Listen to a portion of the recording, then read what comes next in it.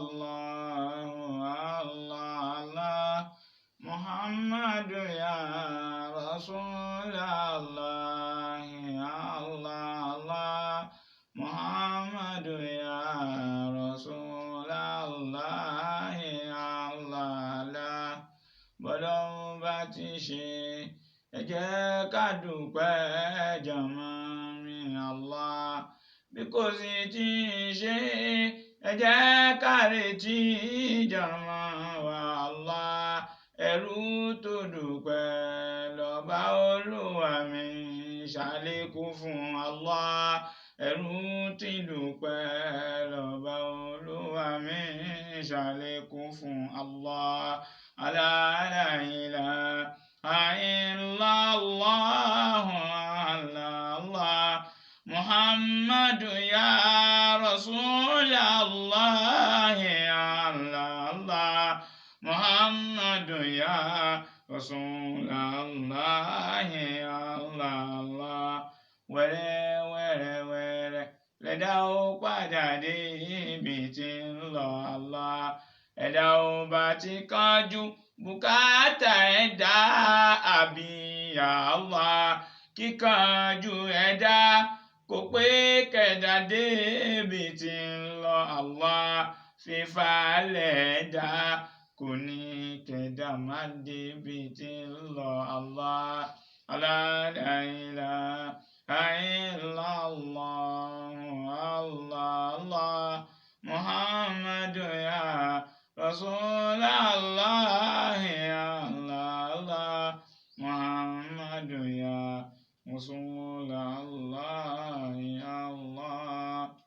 Alhamdulillah Rabbil alamin wal aqibatu lil muttaqin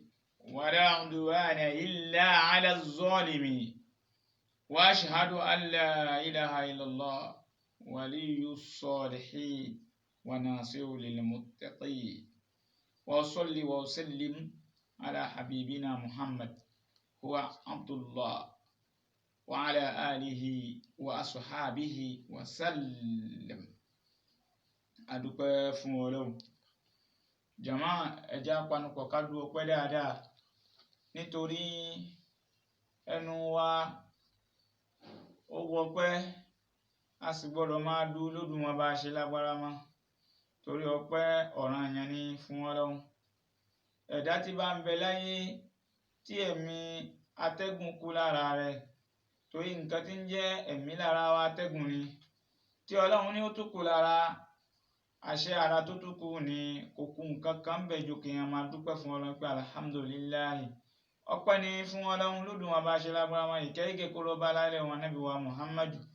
ẹni tó múṣẹ́ wá fún wa pẹ̀lú òdodo tó kọ́ wa báwo la ṣe sin Ọlọ́run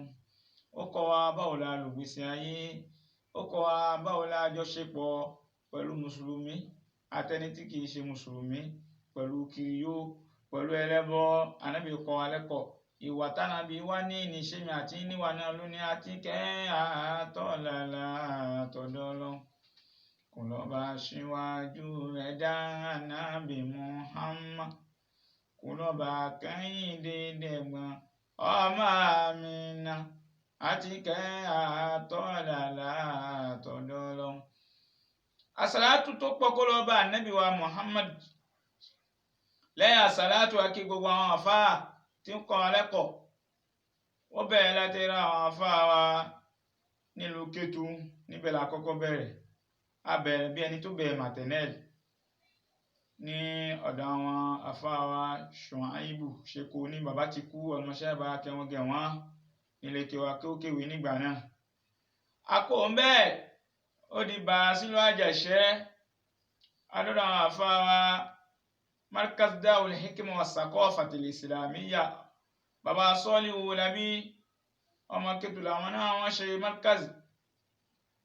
Ta'lim al-Arabi fi Sàkété nílùú Sàkété ni bàbá ti jáde. àwọn ni wọ́n tọ́ wa títí àgbà ìbùtìdáì lọ́dọ̀ tiwọn àwa kò ń bẹ́ amọ́nà Markaz As-Saidiyyatul Islami nílùú Àjàṣẹ́ tí gbogbo èèyàn mọ̀ àgbáyé mọ̀ kò sílùú tí wọn Markaz As-Saidiyyatul Islami àwọn bàbá wa mufti ṣé wa Gafar Badudin wọn bọ̀ wá tẹ́jẹ́ mùdírù ń bẹ̀ lọ́wọ́lọ́wọ́ ọlọ́run jẹ́ wọn pẹ́ Imam wa Ismail tí wọ́n padà jẹ́ mùdírù ń bẹ̀ lọ́wọ́lọ́wọ́ bàbá wa Ismail Abubakar Taofik ọlọ́run jẹ́ àárín yín pé ọlọ́run jẹ́ àníjìnà gbogbo àwọn àfáà àti bẹ́ẹ̀ Markaz As-Saidiyya ilal amam inshallah iwájú ni o máa lọ kò ní rẹ̀yìn lẹ́yìn ìgbà tá a kí àwọn àfáà padà yìí tí a fi kí wọ́n ní jazallahu bil khairati anna a'immata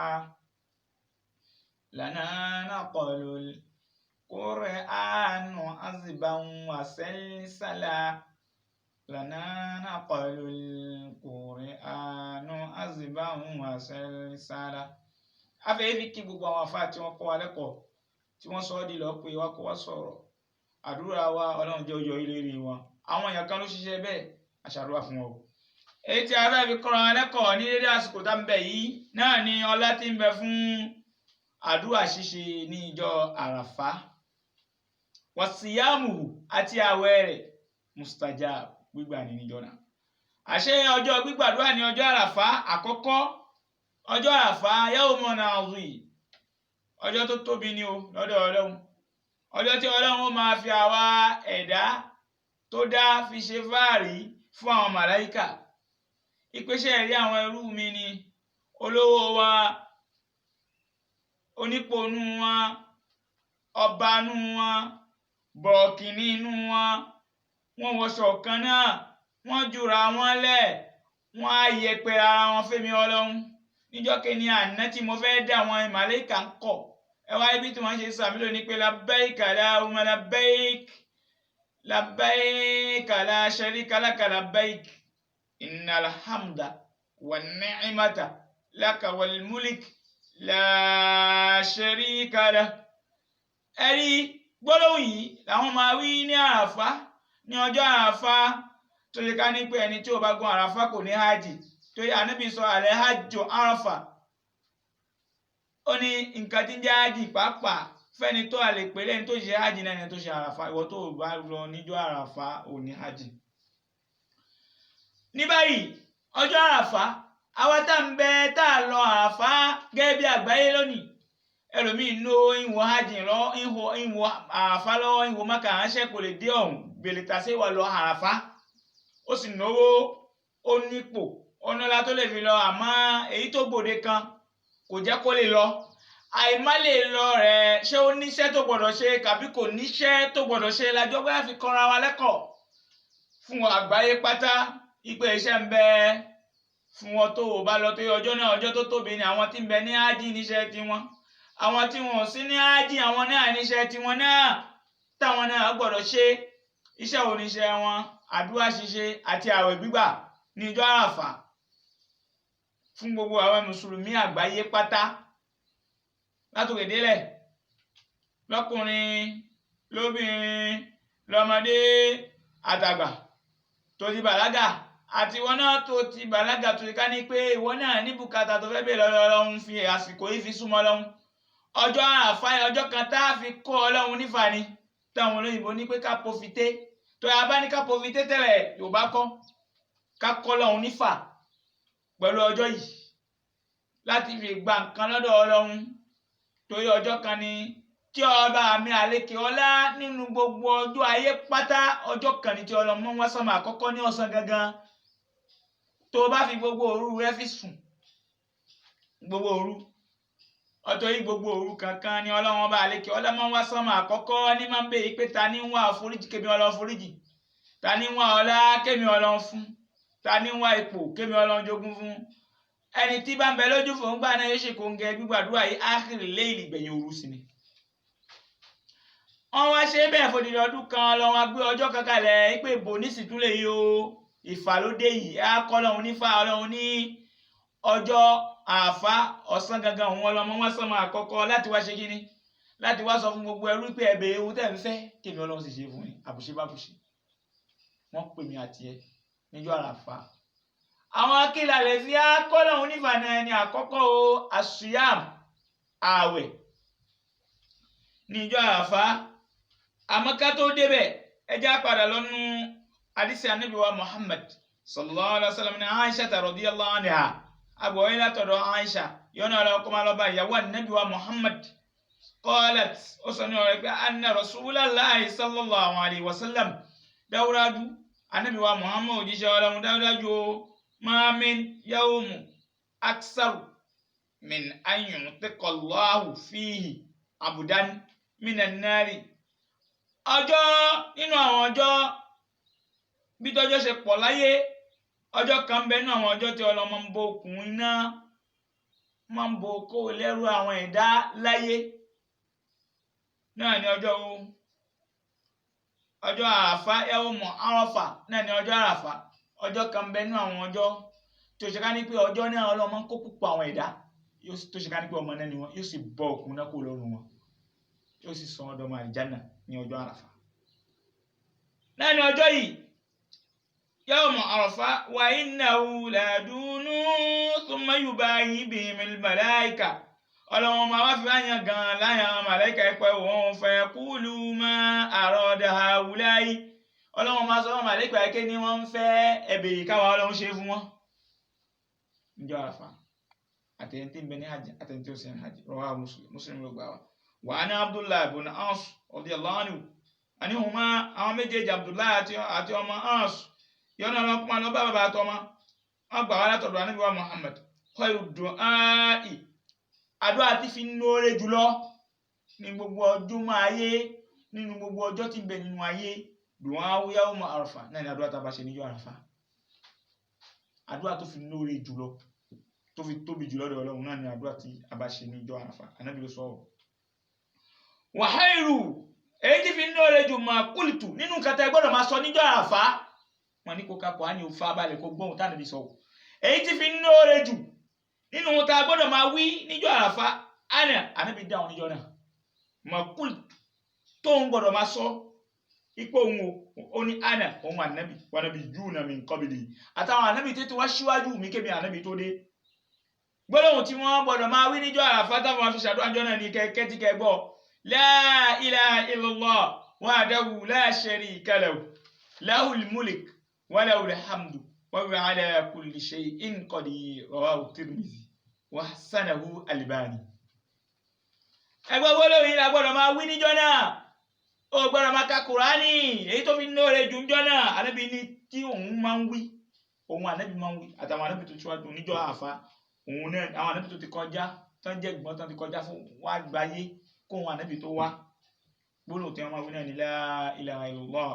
kò sí nǹkan mi lẹ́yìn ọlá yẹn fún nìkan ṣe wọn adáwó la sharika lahu nìkan ṣe kò sí wọ́n rògbò nínú ọba lahul mulk òun ló nu ọba òun lọ ẹ lọ́ba ń bẹ ẹni tó bá wù ní fìjọba wa lahul hamdu òun ló nu ọpẹ́ lágbọ́dọ̀ máa dúpẹ́ fún wa huwa ala kulli shay'in qadir òun ló ní kápálẹ̀ gbogbo nǹkan gbọ́dọ̀ ìlàgbọ́dọ̀ máa wí níjọ́ àràfá ó bá bù ṣe. bí táwọn ẹni tí ń bẹ ní ájì ṣe labbaika Allahumma labbaik bẹ́ẹ̀ làwọn náà gbọ́dọ̀ máa sọ la ilaha illallah wahdahu la sharika lahu lahul mulk wa lahul hamdu wa huwa ala kulli shay'in qadir gbọ́dọ̀ náà bá jù bẹ́ẹ̀ lọ. Tirmidhi ló gba àdìsí wa o Albani ó ní àdìsí tó dáa ni. ayatungbo àdìsí Ànábì Muhammad ani Talha ibn Ubayd ibn Karayz afdal du'a yawm Arafa àdúrà tí fi ní ọlá jù náà ni àdúrà tá a bá ṣe níjọ́ àràfá rawahu Malik ló gba àdìsí wa fún wa. àwádẹ́nu ààwẹ̀ níjọ́ àràfá asọ́mu yawm Arafa ààwẹ̀ tá a máa ń gbà níjọ́ àràfá báwo ló tóbi tó lọ́dọ̀ Ọlọ́run. yawm Arafa sunnatun mu'akkada ààwẹ̀ tá a máa ń gbà níjọ́ àràfá ìlànà ànábì ni tó kàn án nípa fún wa kì í ṣe pé ìlànà ànábì lásán ó kàn án nípa fáwọn àlùmọ́ ànábì ligayri hajj kò kàn án nípa fáwọn èèyàn kan fáwọn ẹni tí wọn ò sí ní Mákà fẹ́ni tí ò lọ Mákà ìwọ tó lọ Mákà lọ́dún ni tó ní mi lọ Mákà ni o àmọ́ kọ́mùgbà táwọn lọ Mákà lọ́dún ni kò sí iṣẹ́ tá a fẹ́ ṣe. wọ́n lọ Mákà wọn lọ Mákà tí ọjọ́ àràfá bá dé bẹ́ẹ̀ láyé tó o bá ti sí nínú ìlú tó ń bẹ ní Mákà tó o sí ní ààyè tàbí o sí náà tó dà níyẹn pé ẹlòmíì tún lè bẹ ní Mákà tó ṣe ká ní pé kò ṣe háàdì ọ̀tọ̀ tún lè yẹn ká má ṣe gbọ́ ẹni tí o ṣe háàdì tí o sí ní Mákà tí o tún ṣe háàdì òun ni àwẹ̀ ìtọ́ sí kó gbà o àmọ́ tó dà ní háàdì tí ń bẹ nínú Mákà tí wọ́n ń bẹ ní àràfá níjọ́ àràfá àwẹ̀ dè wọ̀ fún kò gbọ́dọ̀ gbà àwẹ̀ ká má ṣe gbọ́ yìí o ìdí ni òní fẹ́yìn tẹ́ wá mú ọ̀rọ̀ dání nísìnyí tẹ́ ń sọ pé kọ́mù kò sí hajj lọ́dún ní àwọn ọ̀lọ́ hajj nílùú tiwa ẹ̀rí ò sí fún ẹ̀wọ̀ ẹ̀rí tó wà nǹkan tó wà iṣẹ́ wà fún ẹni tí ò lọ Mákà iṣẹ́ wà fún ẹni tó lọ Mákà ìgbà tẹ́lẹ̀ ti wà bẹ́ẹ̀ nínú ìlànà Ànábì wa Muhammad sallallahu alayhi wa sallam kí ni wàhálà tó wá kó rẹ̀ sí o má wọlé bèrè mọ́ o wọn láti sọ fúnra wa yìí kí Ọlọ́run fún wa ní àgbọ́yé àdìsí Ànábì. ní báyìí fàkọ̀dìrọ̀ wàrọ̀dọ̀ wọn ní Abi Kitada wọ́n gba ọ̀rọ̀ wàrà tọ̀dọ̀ baba Kitada radiyallahu anhu yọ̀nà ọlọ́pàá ọlọ́ba anna Rasulullah sallallahu alayhi wa sallam. agbayé látọ̀dọ̀ Kitada radiyallahu anhu yọ̀nà ọlọ́run kúmọ̀ ọlọ́ba yín sọ fún wa pé anna Rasulullah sallallahu alayhi wa sallam su'ila ani sawm yawm Arafah wọ́n bí nípa ọ̀rọ̀ Ànábì wa Muhammad nípa àwẹ̀ ọjọ́ Àràfá pé kí ní bẹ fún wa qala yukaffiru sanatul madhiya máa ń pa ẹ̀ṣẹ̀ kan tá a bá ti ṣe ẹ̀ṣẹ̀ ọdún kan tá a ti ṣe sẹ́yìn máa ń pa àwẹ̀ náà máa ń pa rẹ́ fún wa o wal-baqiya àti èyí tá a ti ṣe tó tún kù tá a tún padà ṣe Ànábì máa ń pa Ọlọ́run máa ń pa ẹ̀ṣẹ̀ náà rẹ́ fún wa rawahu Muslim ló gbà wá. a fi riwaya tìláwò ìwáyà mi ẹgbà wá mi nínú ẹgbà wá mi ó mú wa fún wa pé tahtasaba ala Allah an yukaffira as-sanatu allati qablahu wa as-sanatu allati ba'dahu ọdún tá a ti ṣe síwájú lọ́dún kan àwẹ̀ yìí a máa pa ẹ̀ṣẹ̀ ọdún kan tá a ti ṣe síwájú rẹ́ nínú àwọn ẹ̀ṣẹ̀ tá a ti ṣe lọ́dún kan wọ́n pa rẹ́ fún wa àti ẹ̀ṣẹ̀ ọdún kan tí a ti ṣe nínú ìgbésí ayé wa tó tún kù tá a tún fẹ́ ṣe àwẹ̀ yìí a máa pa rẹ́ ó dọ̀wọ́ wa o wọ́n bèè nípa lọ́dọ̀ bàbá Sheikh Usaymin rahimahullah ma hukum siyam yawm Arafah ẹ̀yin bẹ́ẹ̀ kátsàlà ẹ̀yin bẹ́ẹ̀ wọ́n bèè lọ́dọ̀ Usaymin wọ́n jẹ́ ìdájọ́ oníbẹ̀ fún àwẹ̀ táwọn gbàjọ́ Àràfá fún ẹni tí ń bẹ ní hajj àtẹni tó sì ní hajj wọ́n jẹ́ ká mọ̀ pé ẹni tí ń bẹ ní hajj ó gbọ́dọ̀ jẹun tó yẹ Ànábì jẹun níjọ́ tí ń bẹ Ànábì ń bẹ ní ẹni tó ṣe ká ní pé ó gba àwẹ̀ nígbà tí ó lọ ṣe hajjil wada hajj kan tí Ànábì ṣe ó jẹun níjọ́ náà ń jẹ́ pé wọ́n tó bẹ ní hajj ó gbọ́dọ̀ jẹun ẹni tó bẹ ní hajj ó gbọ́dọ̀ gba àwẹ̀ tó ń bá gbà wọn ládàá tó fẹ́ gbà wọ́n ti kọ́ fún un ẹni tí ń bẹ ní hajj tó bá ṣe hajj yẹn tọ́lọ́ bá gba hajj yẹn hajj mabrur laysa al-jazaa illa al-jannah hajj mabrur hajj tá a bá gbà wọlé tá a tí ó ṣe tó pé gẹ́gẹ́ bí tá a lóun ṣe ní kó ṣe kò sẹ́sàn kan fún ju kó wà jáná lọ àbùṣe bá bùṣe èyí tá a fúnra wa yìí náà kí Ọlọ́run má ṣe ní ohun tí a gbọ́ tá a sì mú lò àgbọ́yé hadith Ọlọ́run jẹ́ ó dé sínú ìgbésí ayé wa òdodo hadith náà Ọlọ́run jẹ́ ó lápá nínú ìgbésí ayé wa àwa náà táwọn yìí kọ́nà ṣe ni ẹ dákun tẹ́ ẹ bá ń gbọ́ fídíò yìí ẹ máa pín tẹ́ ẹ bá sì ń pín fún gbogbo àwọn tẹ́ ẹ bá ń pín fún ọ̀rọ̀ Ọlọ́run ni o ẹ̀yin náà bá pín èmi tí mo ń wí ládá tí mo ń gbà lẹ́yìn náà fẹ́ máa gbà o kẹsì máa fún wa ní tẹ́ máa ẹ̀mí wá sí náà tẹ́ bá ẹ̀mí ẹ̀ nínú àwọn ẹni tí ń pòdì wa inú wọn máa wá dùn yín pé sàbẹ̀dẹ̀ afáta pòdì afátó mọ̀ ní táwọn èèyàn mọ̀ ní kí ọlọ́mọṣẹ́ ràn wá lọ́wọ́ subhanaka nashhadu an la ilaha illa anta nastaghfiruka wa atubu ilayk subhana rabbika rabbil izzati amma yasifun wassalamun ala al-mursalin walhamdulillahi rabbil alamin.